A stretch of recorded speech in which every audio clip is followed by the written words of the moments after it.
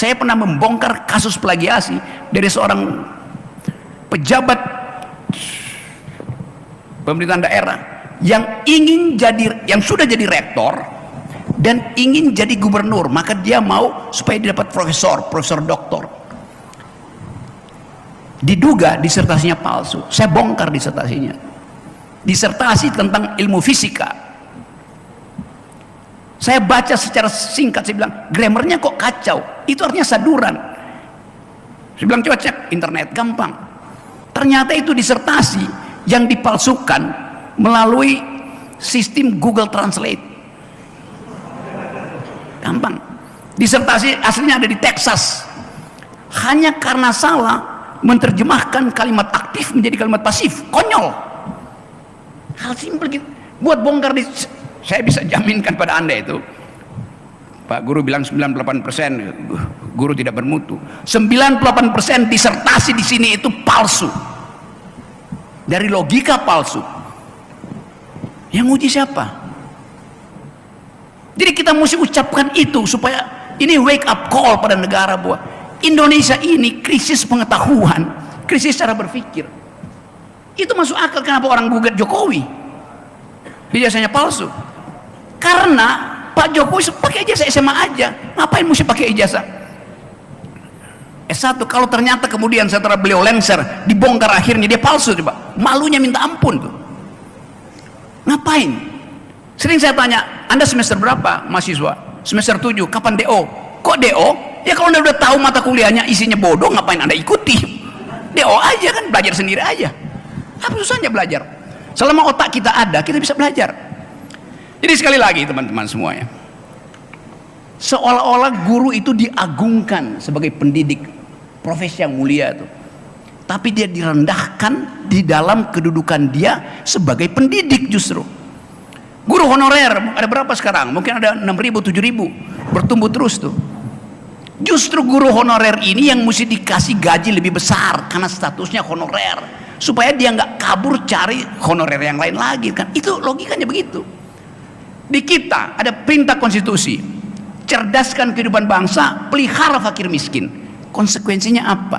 State spending, mandatory spending, itu harus diberikan lebih dahulu pada dua institusi ini, pendidikan dan kesehatan. Artinya pendidikan 25% dikeluarkan dari APBN, di keep, jangan dipakai itu.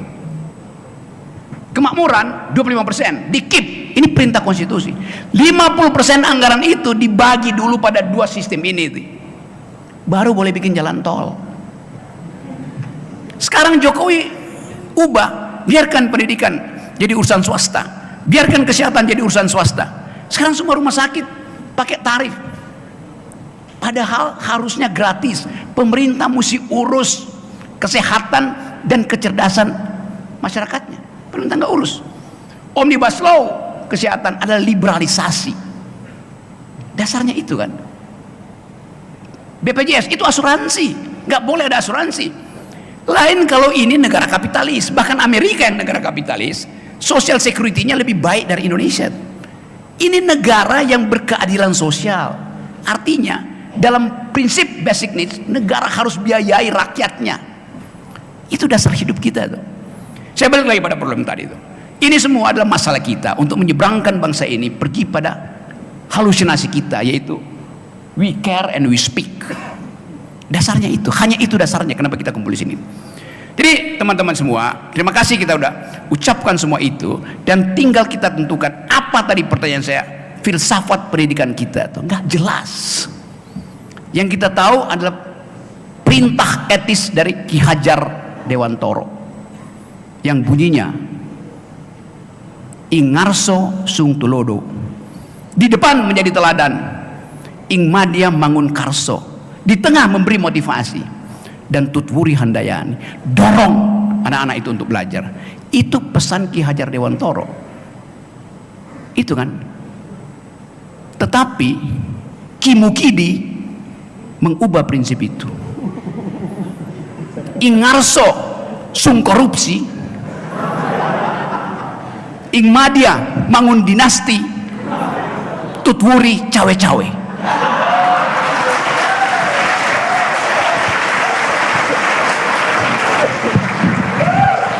Saya jadi emosi juga kayak Pak Guru tadi.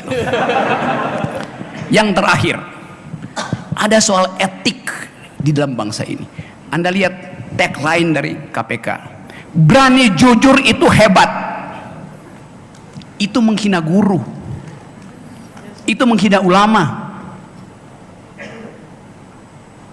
Ngapain berani jujur? Berani jujur itu biasa. Bagi guru jujur itu memang biasa, bagi ulama jujur itu biasa. Kita mesti marah pada cara-cara negara mengolok-olok kita. Jadi silakan tepuk tangan.